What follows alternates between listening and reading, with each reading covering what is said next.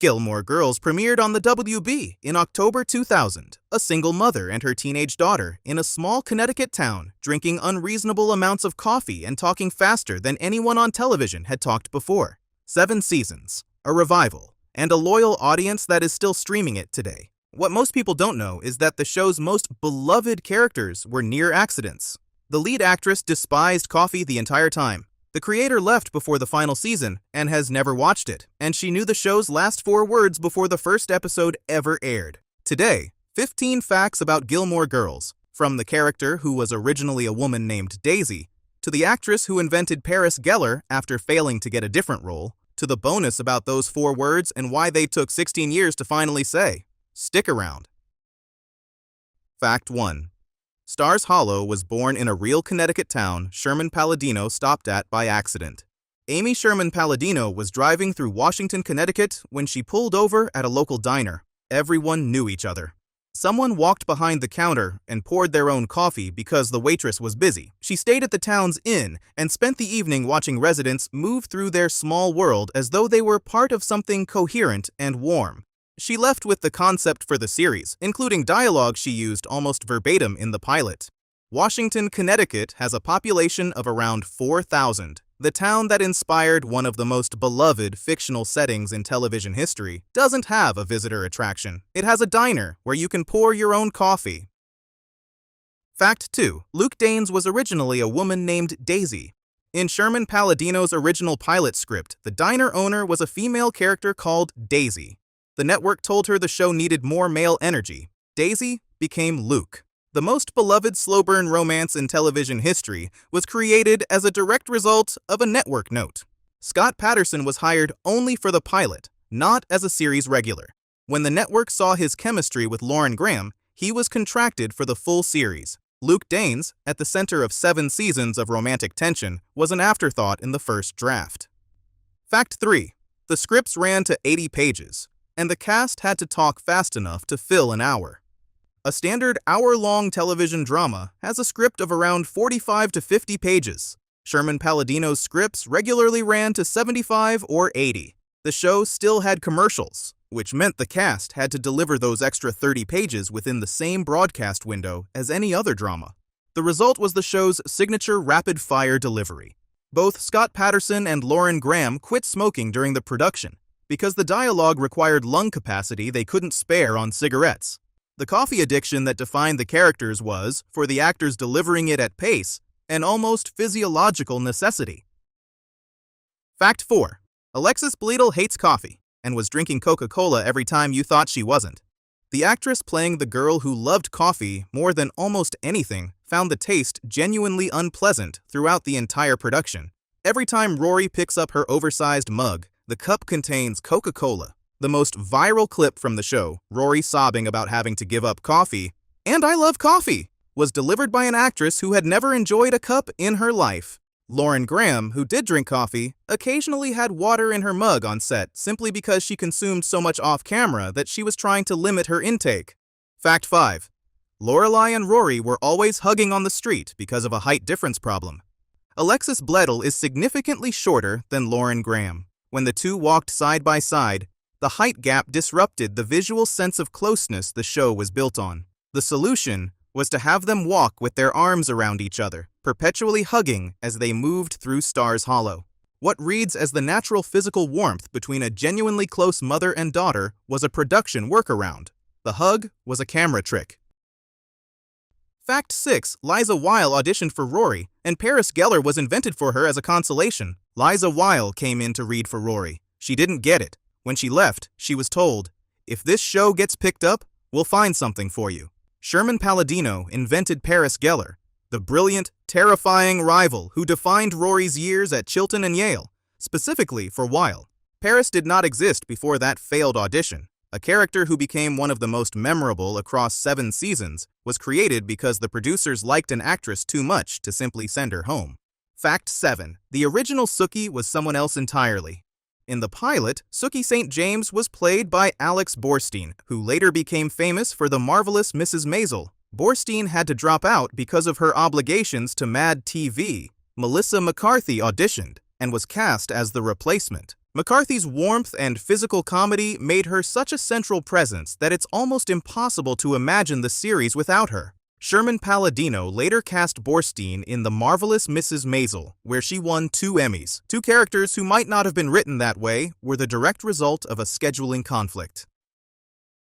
Fact 8. Kirk played a different character in the pilot, and nobody ever acknowledged it.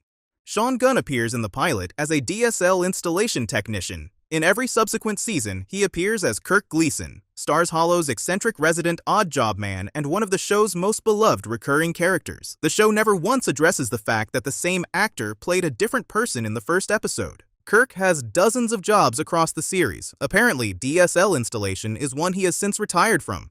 A show born from an accidental diner stop. Luke's gender changed by a network note. The coffee lover drinking Coca-Cola. A consolation audition that created one of the show's best characters. We're not halfway through. Still coming, the Skid Row frontman who became a series regular. The creator who has never watched her own show's final season. And the bonus. 4 words written before the pilot and kept secret for 16 years.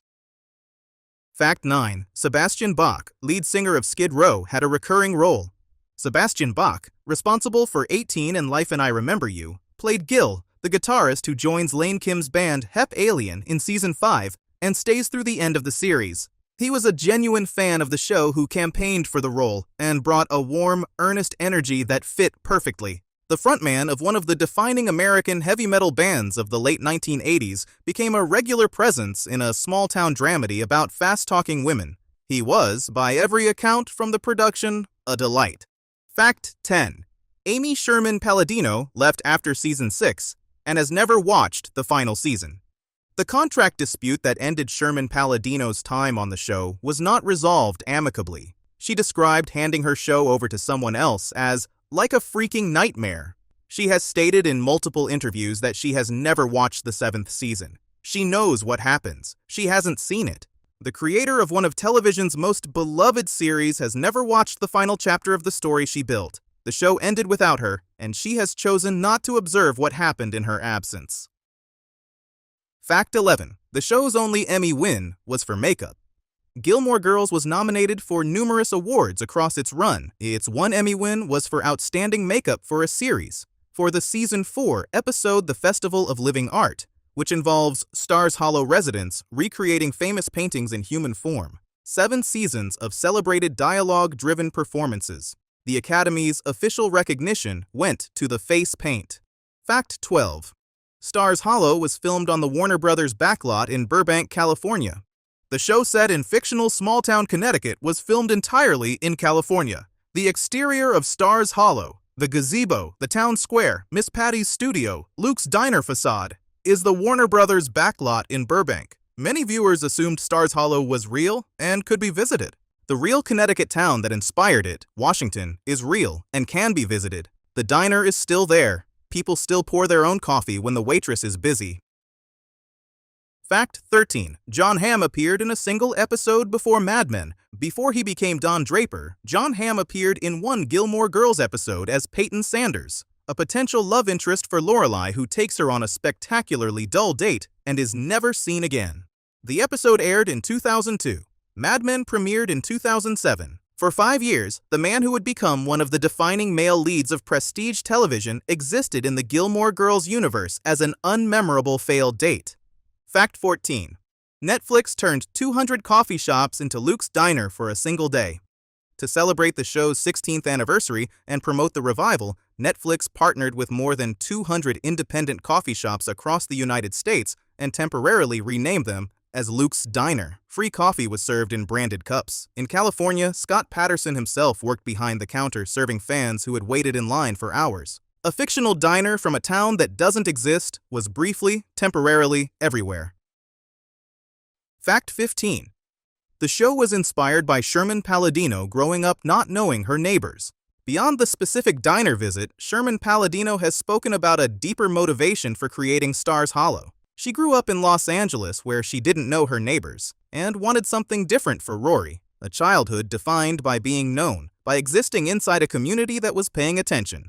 Stars Hollow is the opposite of anonymity. Everyone knows everyone, for better and occasionally worse. The show she built from a diner in Connecticut was, at its root, a response to the specific loneliness of growing up in a city where nobody notices when you leave. Well, now, the bonus I've been saving for last. Sherman Palladino knew the last 4 words from the beginning, before she wrote the pilot, before Lauren Graham was cast, before Alexis Bledel walked into the room. The ending was already decided. For 16 years, those words existed only in her head and in the heads of a very small number of people she trusted.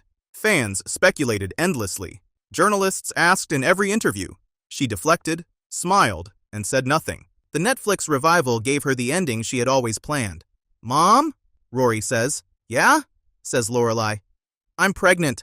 Rory tells her mother she is going to become a mother, in the same way that Lorelai became a mother. Young, unexpectedly, without the conventional setup. The circle closes. A show about mothers and daughters ends with the announcement of a new one. Alexis Bledel later said she was very shocked when she heard the words for the first time. "That was not what I was expecting at all." Sherman Palladino spent 6 years building the show, left before the final season, watched someone else write an ending she didn't intend, carried the real ending in her head for a decade, and finally said it 16 years later. "I'm pregnant." She knew it before she wrote anything else.